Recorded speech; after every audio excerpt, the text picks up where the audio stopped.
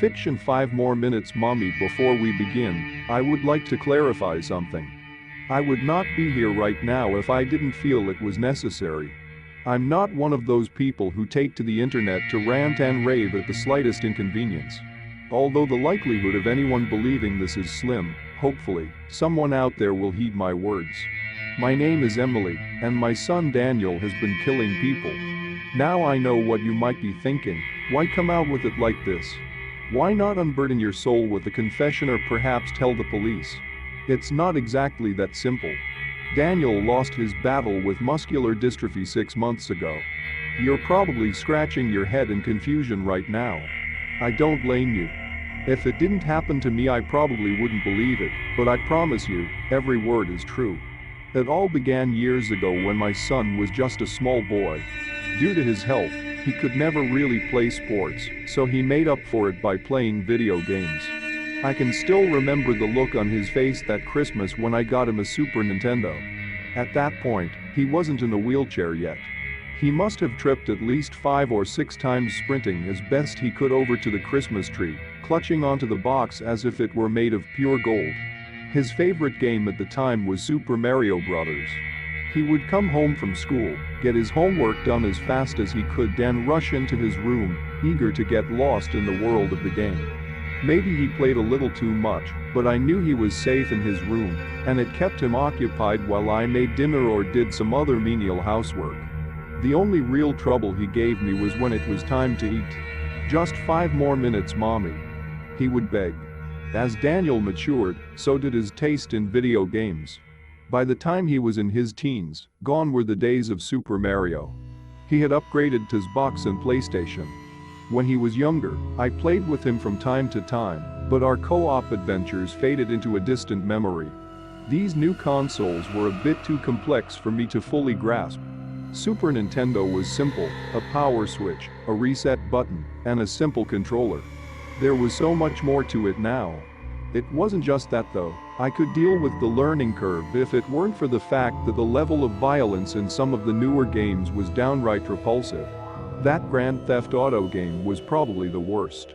I'll never understand the satisfaction one gets from sleeping with a prostitute, only to beat her to a pulp and take back your money a mere few seconds later. Bizarre.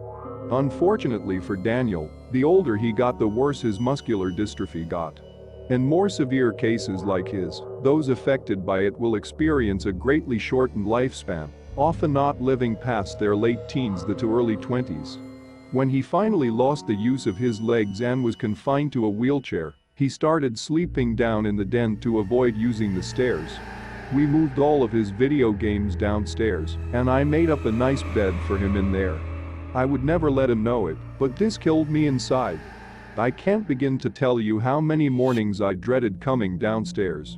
There was one recurring nightmare I'd have all the time. I'd come downstairs to make breakfast and find Daniel dead. It was a nightmare that I'd sadly have to live out sooner rather than later. As much as I didn't want to leave my boy's side, desperate to spend every last minute with him until the bitter end, it was important to maintain normalcy as much as humanly possible, and that meant keeping him enrolled in school. Looking back on it, I'm sad to say that may have hurt him more than it helped him. They say kids can be cruel, but they got it all wrong. Angry, bitter teenagers are far worse. Daniel, standing out from the rest of his classmates because of his wheelchair, fell casualty to the school tough guys. Oh, how I loathed them. There was one in particular though, one worse than the others, Nick Herder. He wasn't like the rest of them, he wasn't afraid to get physical. He didn't care of all that Daniel was in a wheelchair, that just made him a slower target. When I realized what was going on, my first instinct as a mother was to raise some serious hell.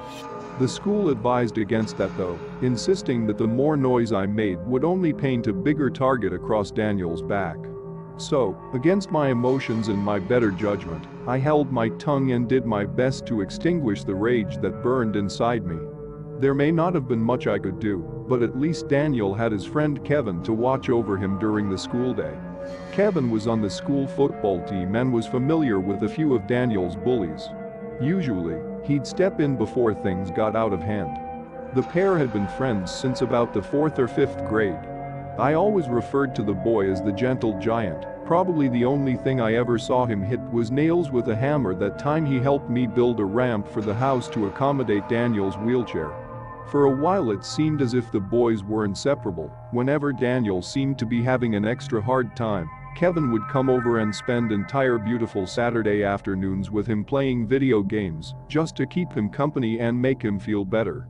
Over time though, their gaming sessions grew a bit farther apart, with Daniel just excusing his absences because of having to go to the gym or some other activity to stay in shape for sports. It was the inevitability of time. People change, circumstances change. One day after coming home from school, Daniel was particularly distraught and he was covered in bruises on his face and arms. Something must have happened at school. I tried to get it out of him, but he just kept giving me the same blanket statement. I forgot to set the brakes on my chair, and I fell. "Honey, it's okay," I explained. "If something happened to you at school, you can tell me." I pried for more information, anything I could get out of him. "Was it the same guys bothering you again?" He sat there motionless as if he was already dead. "Well, fine," I huffed. "I guess I'll just call Kevin's parents and get him on the phone. I want answers, and I'm gonna get them.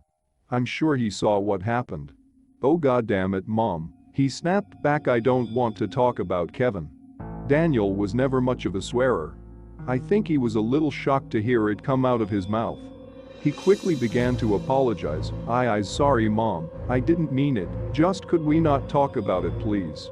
I worked my way over to him and lifted him, cradling his head on my shoulder like I did when he was small. "Relax, honey, I know you didn't mean it," I assured him. I could sense him holding back tears. "I'm sorry, I am. If there was a way I could take away all your pain, I promise I would." We ate dinner in silence that night.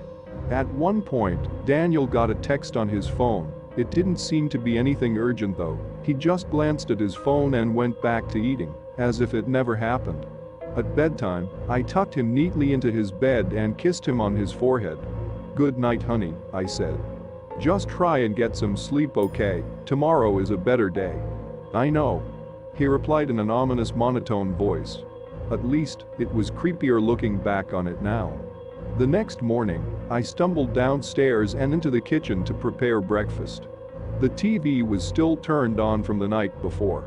The vexing sound of static wreaked havoc on my ears. Perhaps Daniel had fallen asleep with the television on. "Wake up, sleepyhead," I called. "I'll have breakfast ready in a couple of minutes." While I was getting breakfast ready, I happened to notice that the silverware drawer was left open. Did Daniel roll in here during the night to get something to eat? "Hey, don't we close drawers around here?" Still no answer. I entered the den to wake him up. He was knocked out this morning. I tenderly shook him. "Come on, sweetie, get up." Nothing. I rolled him over. He laid there flat on his back. His skin was eerily cold. I noticed there happened to be a substantially dark and sticky stain on his blanket. Growing more apprehensive by the second, I tore through his sheets to investigate the cause. As I pulled him atop the bed, my eyes grew broad with terror. There was blood, lots of it, flooding from Daniel's wrists. A small knife snuck out of the blankets and plummeted onto the floor. So, that was what he had taken from the drawer? I scrambled to call 911. Daniel's phone happened to be on the table. I grabbed it and slid it open to call the police. That was when I saw the message he seemingly ignored before. It read, "You're a pathetic waste of oxygen, you sick freak." I tried to see who it was that was tormenting him, but the number wasn't logged into his phone. Tears began to rain down my face as I shouted to the heavens, my scream and the ongoing TV static forming a demented harmony. What had he done? Not only had I lost my baby from a disease, but he had forfeited the battle ahead of time. I was a complete mess during Daniel's wake. I sat there in the front row, eyes welled up with tears, viewing the world through my sable-tinted spectacles, alert enough to know I was surrounded amongst people paying their respects, but doped up enough not to care. The services were just about to wrap up for the evening when Kevin surprised me. I took my sunglasses off. Peering into my tumid eyes, he embraced me, and for one moment, the memories came rushing back. All the play dates, all the sleepovers as we hugged, it felt like one tiny part of Daniel lived on through his dear old buddy. I don't know what to say, ma'am, he uttered. He was like a brother to me. He adored you, I assured him. You were a guardian angel, probably the only reason he still wanted to go to school in the first place. He slouched over and, in an instant, went from concerned to despondent. I should have been there more. Maybe I could have seen this coming. His deep, drawn-out breaths bore the weight of the guilt entombing his soul. Don't ever blame yourself, sweetie. No one could have seen this coming. He leaned over and whispered as if he was being watched. If you'd been in school, you could have probably seen it coming a mile away. What do you mean? I asked. He began, that day in school before he died. I took off early for football practice. We were doing laps in the field, that's when I found him. His wheelchair was flipped over and he was covered in bruises and dragging himself across the ground. What the hell? What kind of a sick animal would do such a thing? My shock had turned to rage. Who did this? I demanded to know. Was it those same miserable bastards always bothering him? If I had to guess, explained Kevin. But no one was around when I found him though, and he refused to talk about it. He demanded I get him back into his chair and send him on his way. This explained a lot. If only Daniel had opened up to me about it, we may not have been laying him to rest now. The first couple of months after he died was probably the worst time of my life. I was a complete shell of my former self.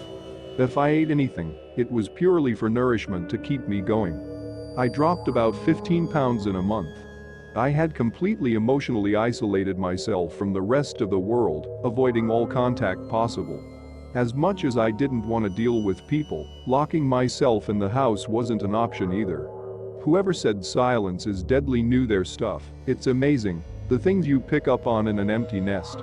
There was just something weird about the house. It was this bad feeling that you just couldn't shake. I started having these horrible nightmares. It was the same dream each time, incredibly vivid. The television downstairs would be blasting static.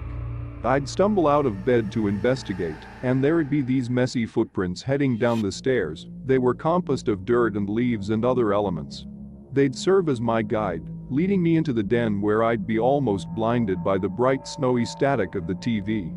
Beneath the set knelt a decomposing Daniel, gleefully rubbing his slashed wrist across the television, spelling out "I miss you, Mom," in blood on the screen. He would turn around and we would lock eyes. They weren't my precious baby's eyes though. They were cold, emotionless black holes where his eyes should be. He would flash me the most sinister ear-to-ear grin, and I'd finally regain consciousness, drenched in sweat and almost dead of a heart attack. My nightmares were getting so bad that it got to the point where I'd do anything to avoid going to sleep. I'd usually down a whole pot of coffee if I could help it. Caffeine could only get me so far though, then came the tears, and I'd wind up crying myself back to sleep. Being a mother was my whole life, my identity. I had this insatiable lust to be in someone's life, to be needed again. It would be another couple of months before I got that chance again. One night, after coming home late from work, I sat on the sofa, blindly surfing through channels and nursing a glass of wine. I don't know what came over me, but I just took a good long look at myself.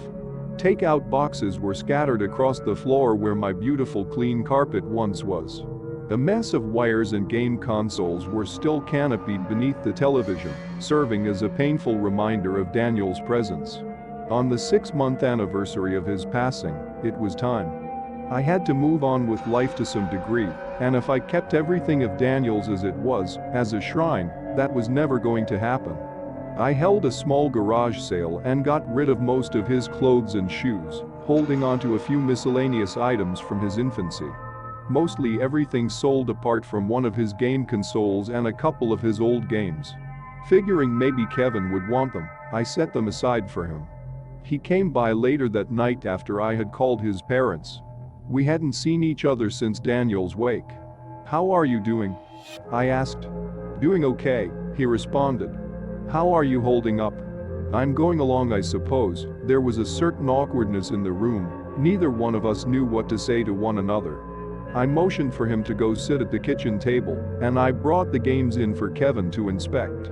There wasn't quite the same glee in his eye as Daniel had when getting a new video game, but I could tell he knew his stuff when it came to this sort of thing. He sifted through some cables and plugs and asked, "Mind if I plug this in?" It was a reasonable request. The console hadn't been played with in so long, and it was full of dust. For all I knew, it was as good as scrap. We took it into the den and sat down next to each other.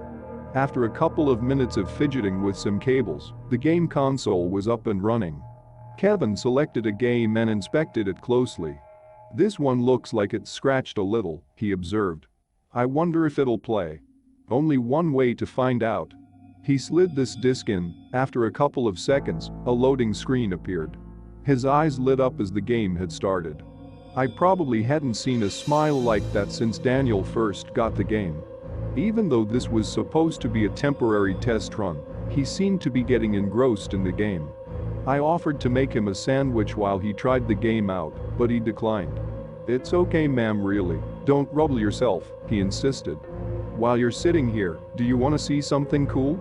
"Okay, sure, I suppose," I answered. He pulled out a headset from amongst Daniel's things and handed it to me. "This game has an online multiplayer," he explained. Daniel always bragged about how good he was at this one.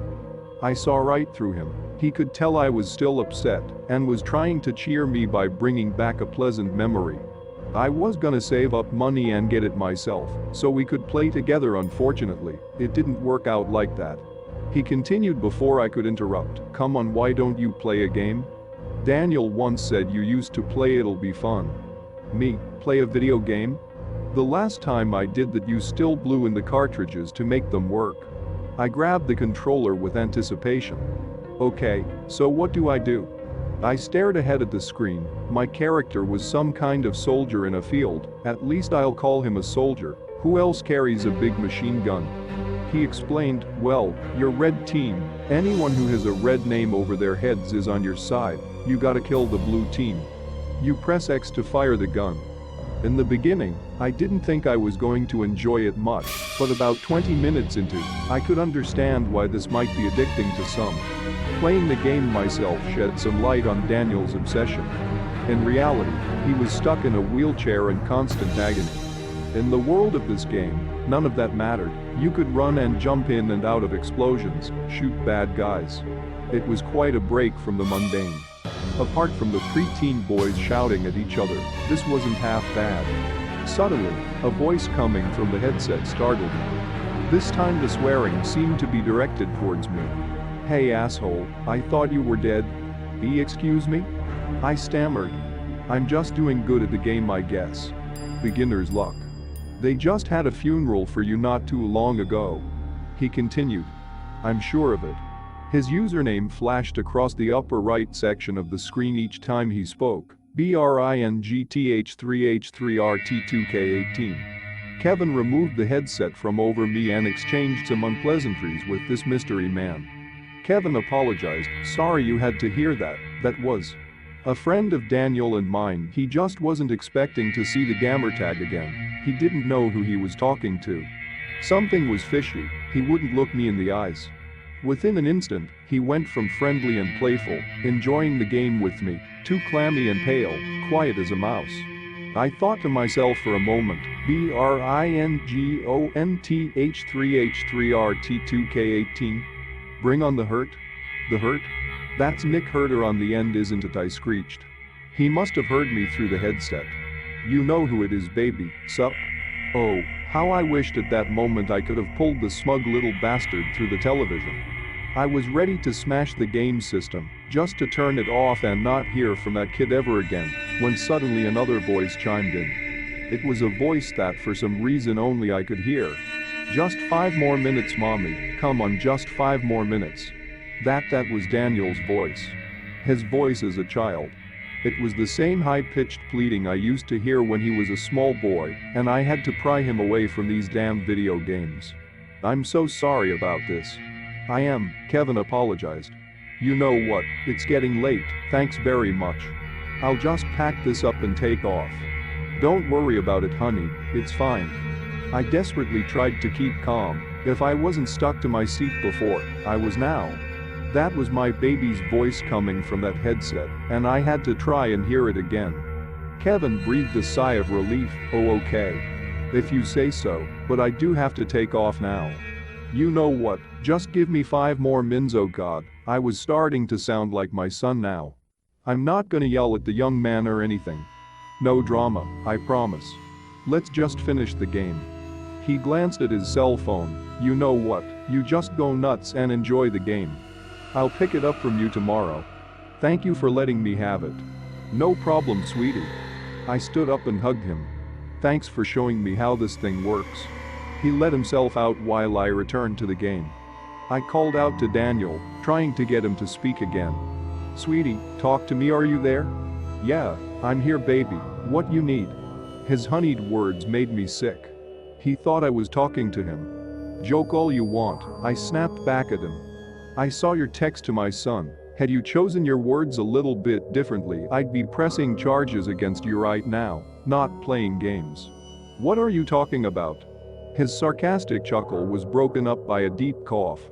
I couldn't stand to be around him during the day. You think I'd waste my day to messaging him? His coughing became profound. Suddenly, his character stopped moving. I was able to land a couple of kills to his character. His coughing was still not letting up. Now it was even more guttural. Suddenly, I could hear screaming coming through the headset. Honey, what's wrong? Is everything okay? Oh my god, get in here quick. Dead silence. A notice popped up on the TV screen. You were kicked from the session because the host has left the game. I sat there bemused. What the heck happened? Did I break the game? I flipped the switch and looked at the time. Another 2 hours had gone by. Geez, time does fly when you're wrapped up in these things. That night, the nightmares resumed in their regularly scheduled time slot. This time something was different about it. When Daniel and I locked eyes, he spoke to me, which never happened in the dream before. Thanks, mommy, he said in that same high-pitched sound I could have sworn I heard on the game. I jolted up in bed. How much longer could this go on? I felt like I was losing my mind. If I had 2 or 3 hours of sleep that night, that'd be saying something. The following morning, I dragged myself out of bed and down the stairs. Thank God it was the weekend and there was nowhere to go. I hoggishly downed a pot of coffee and tried to wake myself up. I was flipping through the TV channels when a news bulletin caught my eye. 17-year-old Nicholas Herder has passed away after a late-night gaming binge gone wrong.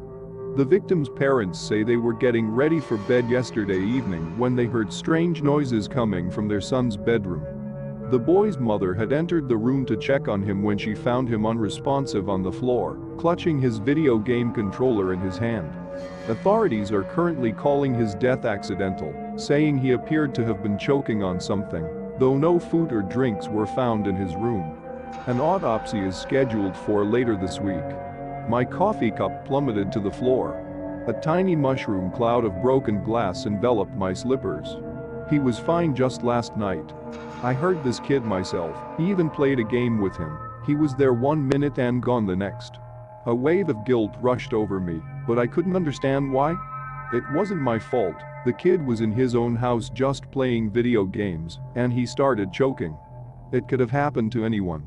Later that night, Kevin came back to pick up the console. Almost as if our minds were in sync, we both brought up the incident.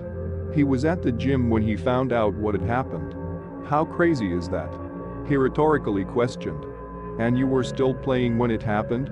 Yeah, I confirmed. He was being a smartass 1 minute and the next minute it threw me out of the game. I thought it was broken at first or something. He pressed on with questions and it just happened all of a sudden. He didn't seem sick or upset or something. Not at all, I explained.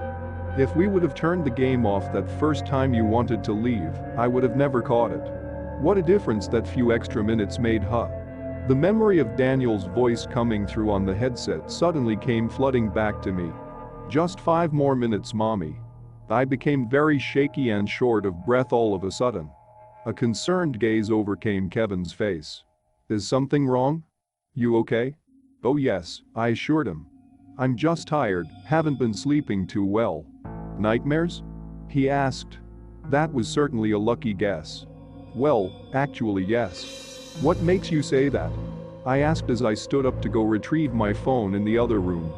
I didn't sleep too well last night myself. To tell you the truth, I was thinking about Daniel. Well, it's been a while since you've been around, I said from the other room. Maybe coming back just triggered some old memories. I was about to enter the kitchen when I caught a glance at the clock in the den. It was just about dinner time. Are you hungry? Have you eaten? Why don't you stay a little while? I'll order something. Accidentally, I pressed the send button on the phone. It began to ring, and miraculously, Kevin's phone began ringing almost at the same time. Hello? Hello? Kevin's voice began echoing both from the kitchen and the phone. I never had Kevin's number in my phone, not his cell phone anyway. I turned it over when I realized I was holding Daniel's phone, not mine. I must have grabbed it off the table by mistake. I still kept it running so I could hear him talk through his voicemail. He never left me any voice messages, only texts.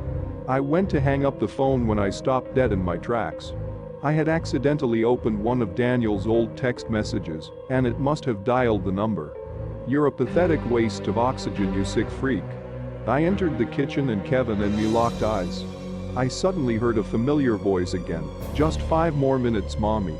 The next thing I knew, everything went black, and here I am now writing this letter.